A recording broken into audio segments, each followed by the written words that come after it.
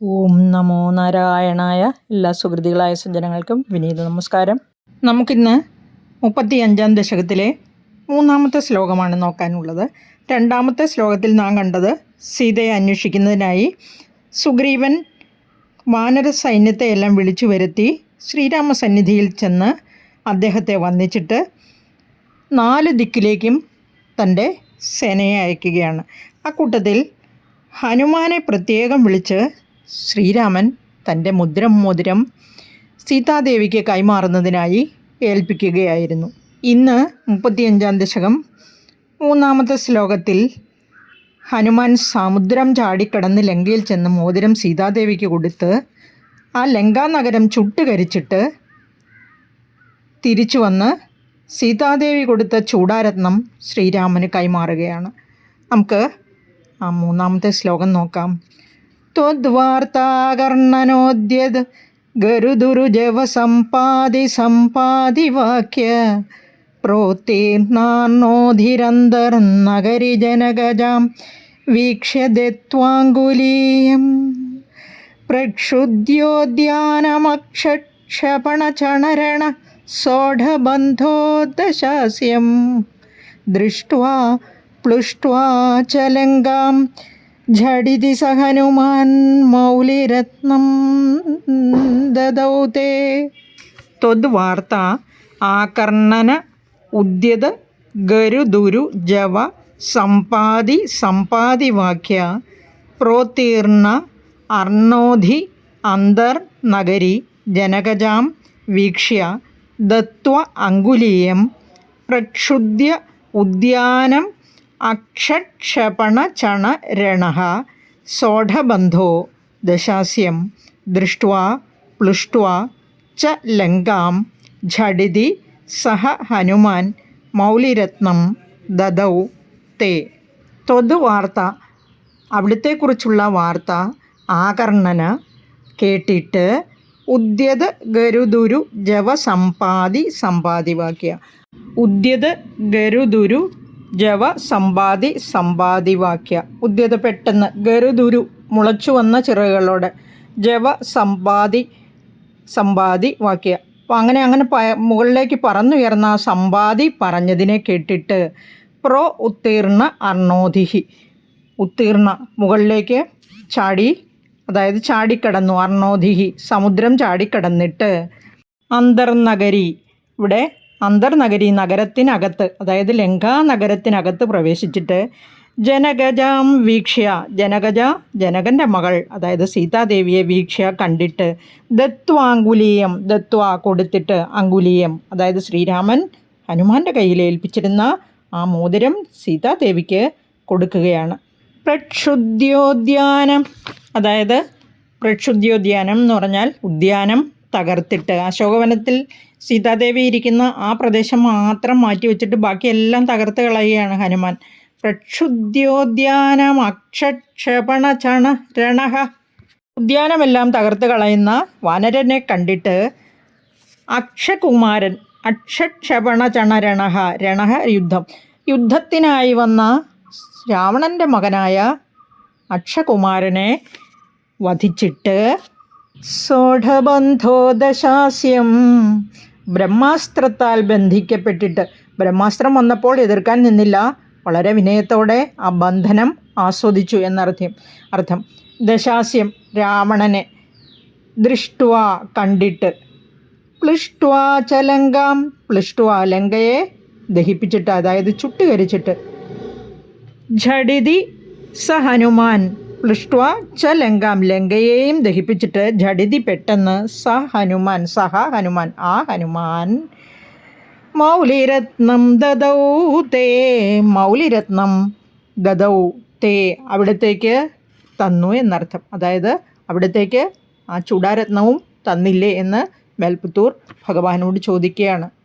ഇവിടെ നാരായണീയത്തിലും മഹാഭാഗവതത്തിലും വളരെ ചുരുക്കി പറഞ്ഞിരിക്കുന്ന ഈ കഥ, രാമായണ കഥയിൽ 19-ാം ദിവസത്തെ കഥയിൽ സീതാന്വേഷണം പറഞ്ഞിട്ടുണ്ട്. അതിനെ തുടർന്ന് 19, 20, 21, 22, 23, 24-ാം ദിവസത്തെ കഥ വരെ സുന്ദരകാന്ഡം അങ്ങനെ പരന്നു കിടക്കുകയാണ്. അത് ഓരോ ദിവസവും സവിസ്തരം ഞാൻ പ്രതിപാദിച്ചിട്ടുണ്ട്. അപ്പോൾ ഒരു കാര്യം ചെയ്യുക, ഞാൻ ലിങ്ക് കൊടുക്കുന്നുണ്ട് ഡിസ്ക്രിപ്ഷൻ ബോക്സിൽ. എല്ലാവരും അത് ഓപ്പൺ ചെയ്ത് കാണണം, കേൾക്കണം. കാണാനൊന്നുമില്ല, കേൾക്കാൻ മാത്രമേ ഉള്ളൂ. ഓഡിയോ ആയിട്ടാണ് അപ്ലോഡ് ചെയ്തിരിക്കുന്നത്. പറ്റുന്ന അത്രയും ഷെയർ ചെയ്യണം. കമൻ്റ് ഇടാൻ പറ്റുമെങ്കിൽ അതും ചെയ്യണം. സമയമില്ലാത്തവരെ ഞാൻ നിർബന്ധിക്കില്ല. അവനവൻ്റെ സൗകര്യത്തിനനുസരിച്ച് കേൾക്കുകയും കമൻ്റ് ഇടുകയും ഷെയർ ചെയ്യുകയും ഒക്കെ ചെയ്താൽ മതി. ഭഗവാൻ എല്ലാവരെയും അനുഗ്രഹിക്കട്ടെ. നമുക്കിനി ഇവിടെ ഹനുമാൻ്റെ കാര്യങ്ങൾ, ഹനുമാൻ ആത്മവിശ്വാസക്കുറവുണ്ട്. ആരെങ്കിലും പുകഴ്ത്തിയാൽ മാത്രമേ ഹനുമാന് തൻ്റെ ശക്തി വർദ്ധിച്ചു വരികയുള്ളൂ. 10 മടങ്ങായിട്ട് വർദ്ധിക്കുമെന്നാണ് പറഞ്ഞിരിക്കുന്നത്. അതും ഒരു കഥയാണ്. ഇതെല്ലാം ആ രാമായണ കഥയിൽ ഞാൻ വിസ്തരിച്ച് പറഞ്ഞിട്ടുണ്ട്. എല്ലാവരും കേൾക്കുമല്ലോ.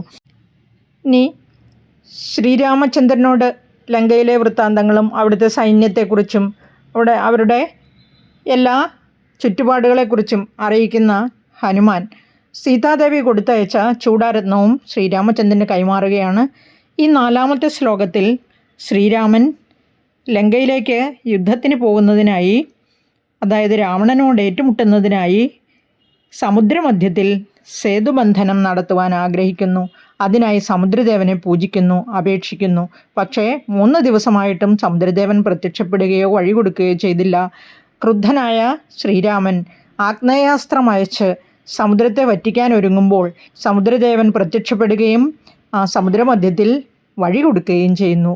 അതാണ് 4-ാമത്തെ ശ്ലോകത്തിൽ പറഞ്ഞിരിക്കുന്നത്. നമുക്ക് 4-ാമത്തെ ശ്ലോകം നോക്കാം. ത്വം സുഗ്രീവാംഗദാദിപ്രബല കപിചമൂചക്രവിക്രാന്ത ഭൂമി ചക്രോഭിക്രമ്യ പാരേ ജലധി നിശിചരേന്ദ്ര അനുജാശ്രീയമാണ തത് പ്രോക്താം ശത്രുവാർത്താം രഹസി നിശമയൻ പ്രാർത്ഥനാപാർധ്യരോഷ പ്രാസ്താഗ്നേയാസ്ത്രതേജസ്ത്രസദുദതി ഗിരാലബ്ധവാൻ മധ്യമാർഗം. ത്വം സുഗ്രീവ അംഗദ ആദി പ്രബല കപി ചമൂചക്ര വിക്രാന്ത ഭൂമി ചക്രോഭിക്രമ്യ പാരേ ജലധി നിശിചരേന്ദ്ര അനുജഃ ആശ്രീയമാണഃ തത് പ്രോക്താം ശത്രുവാർത്താം രഹസി നിശമയൻ പ്രാർത്ഥന അപാർധ്യരോഷഃ പ്രാക്ത ആഗ്നേയാസ്ത്ര തേജഃ ത്രസദ് ഉദധിഗിര മധ്യമാർഗം ലബ്ധവാൻ. ത്വം, അവിടുന്ന് നിന്തിരുവടി ഭഗവാൻ, സുഗ്രീവൻ, അംഗദൻ, ആദി അതായത് തുടങ്ങിയ പ്രബല കപി ചമൂചക്ര അതായത് പ്രബലന്മാരായ കവികളോടുകൂടി വാനരസേനയോടുകൂടി തന്നെ ചമൂചക്ര വിക്രാന്ത ഭൂമി അതായത് ഇവരുടെ ഈ ബലവാന്മാരായ ഈ വാനരന്മാരുടെ സൈന്യ സമൂഹങ്ങളെ കൊണ്ട് ഭൂമണ്ഡലം ഇളക്കി മറിച്ചുകൊണ്ട് എന്നാണ്. അതായത് അവരുടെ ആ കോലാഹലത്തോടു കൂടിയ വരവ് കൊണ്ട് ഭൂമി ഇളകി മറിഞ്ഞു എന്നർത്ഥം. പാരേ ജലധി നിശിചരേന്ദ്ര അനുജഃ ആശ്രീയമാണഃ. നിശിചരേന്ദ്രൻ രാക്ഷസന്മാരുടെ നാഥൻ രാവണൻ. അനുജഃ രാവണൻ്റെ അനുജൻ വിഭീഷണനാണിവിടെ. നിശിചരേന്ദ്ര അനുജ ആശ്രീയമാണഃ ആശ്രയം ചോദിച്ചു വന്നു, അതായത് ശരണം ചോദിച്ചു വന്നു. വിഭീഷണന് ഇവിടെ അഭയം കൊടുത്തു, ശരണാഗതനായി എന്നർത്ഥം. തത് പ്രോക്താം ശത്രുവാർത്താം രഹസി നിശമയൻ. ഇവിടെ രഹസ്യമായിട്ട് നിശമയൻ കേട്ടിട്ട്. എന്താണ് രഹസ്യമായി കേട്ടത്? തത് പ്രോക്താം ശത്രുവാർത്താം, അങ്ങനെ ആശ്രിതനായി വന്ന ആ വിഭീഷണൻ പറഞ്ഞ തത് പ്രോക്താം എന്നിവിടെ പറഞ്ഞിരിക്കുന്നത് ആശ്രിതനായി വന്ന വിഭീഷണൻ പറഞ്ഞത് കേട്ടിട്ട്. ആരുടെ വാർത്തയാണ് പറഞ്ഞത്? ശത്രു ആയ രാവണൻ്റെ വാർത്തകളെല്ലാം രഹസ്യമായി ശ്രീരാമനോട് പറയുകയാണ്. അത് കേട്ടതിന് ശേഷം പ്രാർത്ഥനാപാർധ്യരോഷ അപേക്ഷിച്ചു, സമുദ്രത്തോടപേക്ഷിച്ചു. അതായത് സേതുബന്ധനത്തിന് വഴി കൊടുക്കണമെന്ന് അപേക്ഷിച്ച് പൂജ ചെയ്യുകയാണ്. 3 ദിവസം പൂജ ചെയ്തിട്ടും സമുദ്രദേവൻ പ്രത്യക്ഷപ്പെട്ടില്ല. അതിൽ അപാർധ്യ ആ ഫലിക്കാത്ത, അതായത് പ്രാർത്ഥന ഫലിക്കാതെ വന്നപ്പോൾ രോഷഃ ക്രുദ്ധനായി, കോപാകുലനായി. പ്രാസ്ത ആഗ്നേയാസ്ത്രം തൊടുത്തുവിട്ട ആഗ്നേയാസ്ത്രത്തിൻ്റെ തേജസ് കണ്ട് ത്രസദ് പേടിച്ച, ഉദധി സമുദ്രം, ഗിരം വാക്ക്. ത്രസദുദധി ഗിര ആ തേജസ് കണ്ട് പേടിച്ച സമുദ്രത്തിൻ്റെ വാക്ക് കേട്ട്, അതായത് വാക്കിനാൽ ലബ്ധവാൻ മധ്യമാർഗം, ലബ്ധവാൻ ലഭിക്കുന്നു, മധ്യമാർഗം സമുദ്രമധ്യത്തിൽ സേതുബന്ധനത്തിനുള്ള ആ മാർഗം ലഭിക്കുന്നു, വഴി ലഭിക്കുന്നു എന്ന് ആണ് ഈ ശ്ലോകത്തിൻ്റെ അർത്ഥം. രാമായണ കഥ 21-ാം ദിവസമാണ് സമുദ്രലംഘനത്തെക്കുറിച്ചുള്ള കഥ പറഞ്ഞിരിക്കുന്നത്. ഞാൻ ഡിസ്ക്രിപ്ഷൻ ബോക്സിൽ ലിങ്ക് കൊടുക്കുന്നുണ്ട്, എല്ലാവരും കേൾക്കാൻ ശ്രമിക്കുമല്ലോ.